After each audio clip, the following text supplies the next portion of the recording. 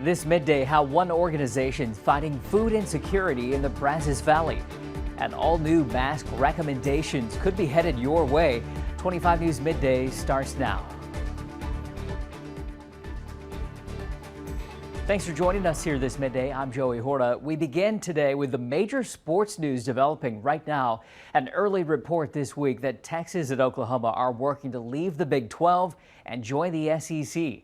According to the Austin American-Statesman, the deal's almost done. This is reportedly something the two schools and the SEC have been working on for at least 6 months now. The report also says that Texas A&M was left out of the discussions and weren't even told about it. This move would shake up the college football landscape, leaving the Big 12 without two of its biggest teams, although unclear to what degree the move will have an impact on the Baylor Bears and the rest of the Big 12. The Brazos Valley Food Bank is delivering food to those who need it the most and right to their front doors. The mobile pantry was originally held at a small church, and now this once-a-month program sees about 140 cars and families. Many of them rely on this resource to put food on the table when times get tough. It means a whole lot. That's one reason I come. Because you never know what shape we're going to get in. So just goes. And then if y'all can help us or we can help somebody else.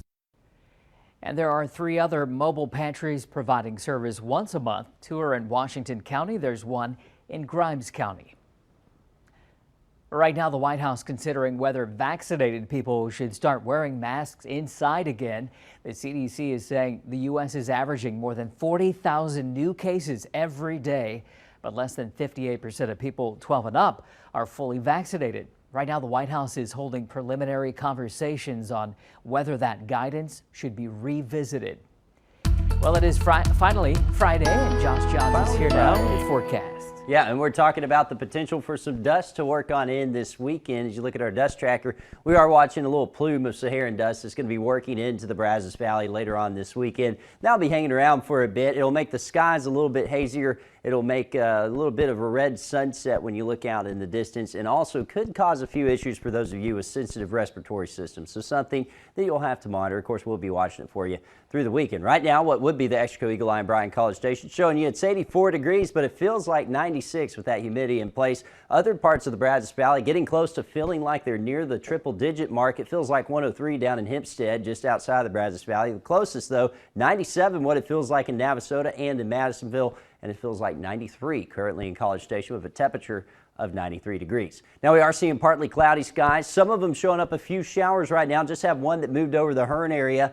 Another few trying to get going, and we'll see the chance at least for an isolated shower or two as we go through the day. Our low pressure systems move off to the west, and that's going to allow high pressure to kick in, and that's really going to dry us out for the weekend. So let's walk through time here on Future Track. That chance of rain kind of dwindling as we go into the evening. It'll dry out overnight and into tomorrow, and tomorrow actually looks like it could be a pretty sunny day. We may have a few passing high clouds at times, but for the most part, going to be fairly sunny tomorrow and also on into Sunday. That dry conditions going to be hanging around. Now there is a chance we bring in a few showers by the middle of next week, but I still think things stay pretty dry for most of the week.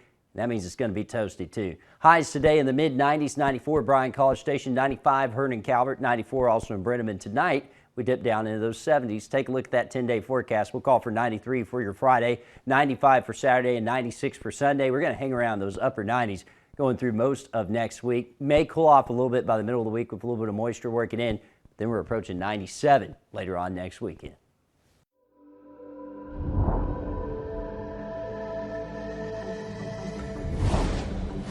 Today, a private funeral will be held for Haiti's assassinated president, Jovenel Moïse. The funeral will happen under tight security following violent protests that have been ongoing since his assassination earlier this month.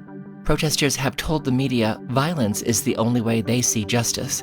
The president's widow appeared at a memorial service for her husband. She was wounded in the assassination. Haiti police officials say 26 suspects have been arrested so far. A surge in new coronavirus cases appears to be motivating others to get vaccinated. The White House coronavirus coordinator says vaccination rates are rising in states showing a spike in new cases. The CDC says the U.S. is averaging more than 40,000 new cases every day. Earlier this year, the CDC dropped its mask recommendation for people who are vaccinated, but now the White House is holding preliminary conversations on whether the guidance should be revisited. What's happening now is all the major scientific operations in this country and the 25-person group we put together. We're looking at all the possibilities of what's happening now. White House officials say it will be up to the CDC whether to change official guidance. After a year-long delay, the Tokyo Olympic Games officially begins today. Fans will not be in attendance, and organizers said the crowd on hand will be limited to about 950 people, including VIPs and government officials. About 230 U.S. athletes will march during the opening ceremony. The ceremony kicks off 2 weeks of athletic events. The Games were in question as COVID cases continue to rise in Tokyo. The International Olympic Committee believes 85% of people in the Olympic Village are vaccinated. About 100 American athletes remain unvaccinated. So far, 2 American athletes have tested positive for COVID-19.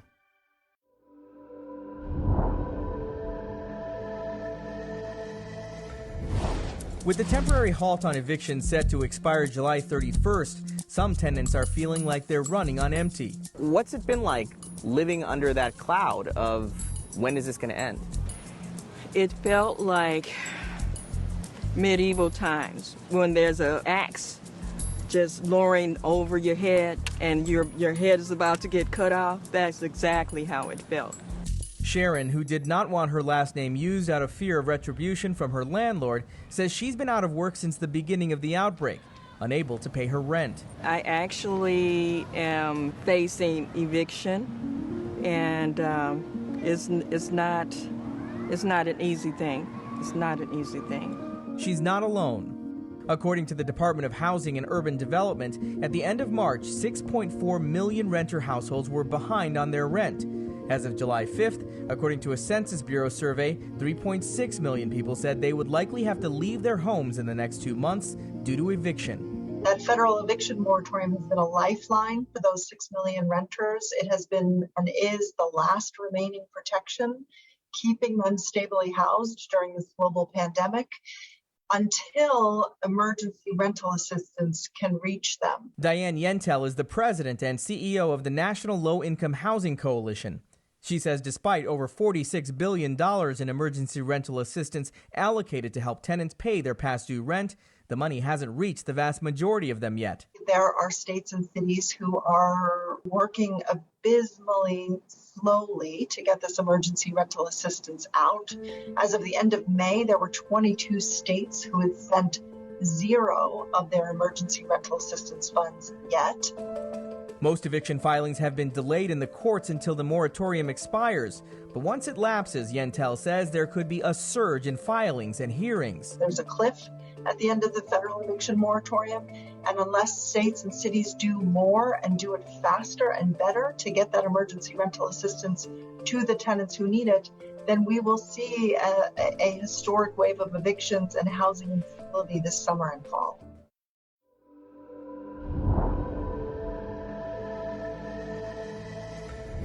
Athletes aren't the only ones whose strength is being put to the test at the Olympic Games in Tokyo this summer. Everything is cardboard, so you might think they're not very sturdy. But Taylor's gonna test them out. Let's see. Let's test it out. Athletes from all over the world are taking to social media to test out the durability of the Olympic Village beds amid rumors they were constructed with cardboard to prevent participants from having sex. In today's episode of Fake News at the Olympic Games, the beds are meant to be anti-sex. They're made out of cardboard, yes, but apparently they're meant to break at any sudden movements. It's fake. Fake news. Okay, that's Matty's bed, my bed. Here we go. Look, bounce up and down on it. But organizers for the Games and the manufacturing company behind the beds say the cardboard design is for sustainability purposes. For everyone's asking about the cardboard beds, they're made of cardboard. They definitely are. And they're quite comfy and they're made to be sustainable so they can recycle them after. And it's such an amazing idea for the Games to come up with this. With that rumor firmly put to bed by officials and competitors, athletes can now turn their attention to a good night's rest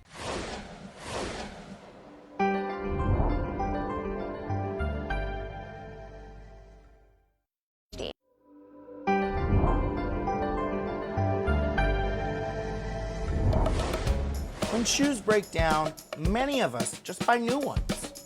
But you can still get shoes repaired. One man is trying to leave his craft to the next generation.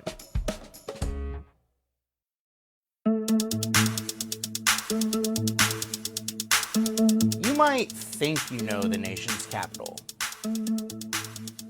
but you don't know it like Peter Bug does. John Peter Bug Matthews was born and bred in Southeast DC. It's been home to a shoe repair store for 44 years. This used to be a shooting gallery where people shot dope, sold dope. Now, that old dope house is this shoe shop. Since then, it's been 44 years of sanding, nailing, and sewing soles back together, all by hand. And this is Gucci, so I want you to know we're not just fixing Payless shoes, we're fixing shoes with some money. His shop is a little messy, but it works for Bug. The shop doubles as a cobbler academy for young people who might want to learn the trade. So man, we got a training program that we're gonna train some children how to fix and repair shoes. When they had the Timberland boots, we showed them how to clean the Timberland boots. So they got 5 friends with Timberland boots. They can make $20 cleaning the boot. If they got tennis shoes, they clean the tennis shoes up. They clean all that stuff. There are no students today, but there are certainly people coming by. I grew up around here. I'm from this neighborhood right here, but I just was in prison, federal prison for 8 years. Federal prison for 8 years? Yeah. Sorry, I'm glad you home, brother. And Mr. Peter Bug was an inspiration to us as growing up as youth, with the football program, the basketball court, the shoe signing, the wisdom, some of the knowledge he shared. He might don't know I remember, but it drove me back to this place right here. Monday or Tuesday, I'll try to get you some more information because they got a lot of other money that you can apply for since you coming home. Because you're returning, they got money for you to get health insurance, car fare, all that stuff. Bug is a respected member of the community for a reason. He talks to everyone who walks by and helps anyone he can. But it all starts with the shoes. These Gucci's probably cost about $200-300 shoes. And they can come to me and get a sole and a heel for $100. While shoe repair might not be the most popular way for Americans to keep shoes on their feet, there is certainly enough business for Peter Bug to stay relevant and make a living. Would you say you can make enough money if you opened a shoe repair shop to earn a living? I'm saying if you yes. Matter of fact, in the shoe repair now, everybody got to remember that the first form of transportation is your feet. And there's a lot of things you can do in the shoe repair shop just to do shoes. In Washington, D.C., I'm Bo Evans reporting.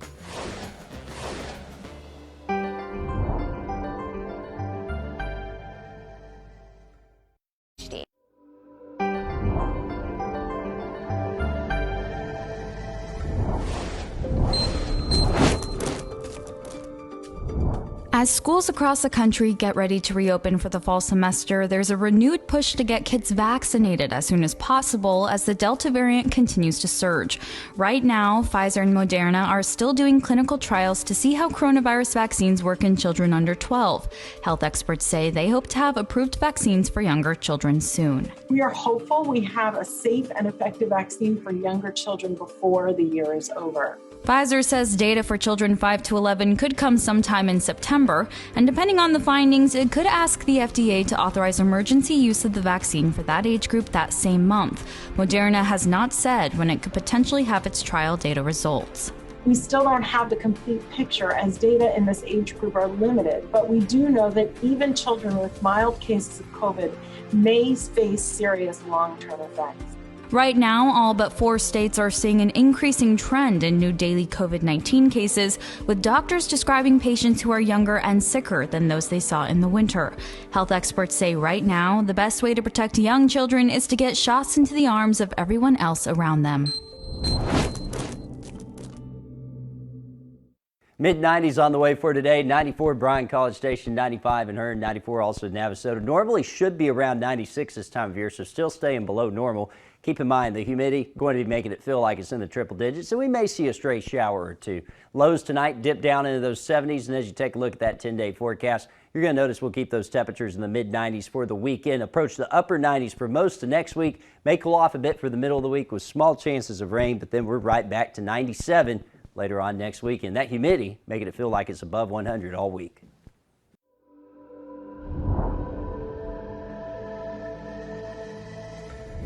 Born to compete and born to artistically swim, Anita Alvarez's accomplishments in the pool have been aplenty. I don't think I would have thought that at 19 and 23, 24, I would be here. A promising career that began with the town of Tonawanda, Akwets, and a dream of one day being an Olympian. It's why the 24-year-old Kenmore native looks back with pride, knowing she's accomplished that dream not once, but twice. It's only 2 people from our entire country that are going to the Olympics for the U.S. in our sport. So thinking about that also is like really crazy. Anita's put in a lot of work with a training schedule that consists of 8-hour days, 6 days a week. It's physically and mentally draining, and she learned that firsthand during last month's Olympic trials. Following her preliminary routine, she lost consciousness in the pool due to exhaustion. Luckily, I made it to the end and did all the choreography. I mean, it's amazing, like the muscle memory. And I mean, at the very end, like, I don't know how I was still doing the last moves. She was immediately attended to and sat out the rest of the weekend to rest her body. A sub came in, competed alongside her partner Lindy Schroeder, and helped lock up that Olympic spot. Weeks later, Anita and Lindy are ready to compete once again. After placing 9th overall in 2016, they're focused on another good showing. We want to feel, that sense of pride, like we've improved, we've succeeded. I think we have to make more individual goals for ourselves rather than just something about a placement or a score. Because that's what being an athlete is all about, getting better and achieving things little by little. It's the same advice she has for those who wish to follow in her footsteps. If you really put your mind to it and you really, have the heart and the passion and the motivation, and then you can do it. And speaking of motivation, Anita tells me she has a few more goals after Tokyo. No American artistic swimmer has gone to 3 Olympics before, so that's another thing, motivator. Anita and Lindy will compete in the artistic swim duet set for August 2nd through the 4th.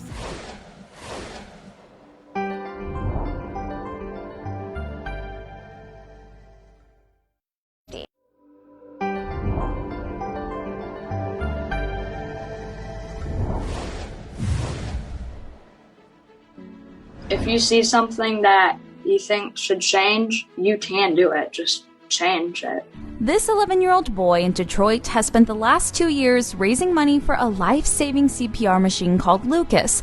After a visit to the local fire department, Lucas became determined to make sure every fire department in his county had one of the $16,000 machines. Lucas and his family have been fundraising to help buy them. Already, he's raised $112,000 to purchase 7 machines. I've always liked helping people, and this was a really good way to help them. What can I do to make this more beautiful? A Virginia teen's roots run deep at this local park. The 18-year-old Boy Scout is leaving her mark in a big way. She built 3 compost bins at the park. I cried. I was like, that's my name on there, and I did that. I added to this garden, this place that I've already been so attached to, but now it's like I put something permanently there, so it was really special. What's Godzilla's favorite cheese? I don't know. Gorgonzola. The 6-year-old in Omaha puts on his scrubs every morning with the goal of helping nervous patients relax by telling jokes. His parents own an acupuncture clinic, and he has been a part of the team for a while now. Sully realized that most patients were hurting or nervous before their appointment, so he decided to tell jokes to help calm them down.